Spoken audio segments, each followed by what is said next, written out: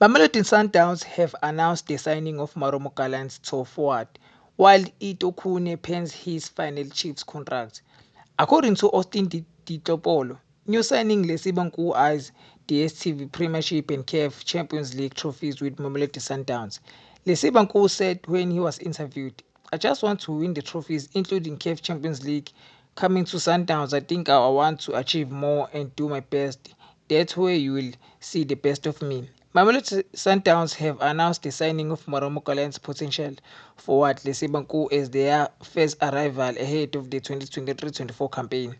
On other news, according to Kaizer Chiefs' longest-serving player and club captain Itumeleng Khune has been handed a new contract which will see him play for Amakhosi for 1 year final season, taking his professional career to the 2 decades. Thanks for tuning in. Don't forget to like and subscribe to our channel. Bye.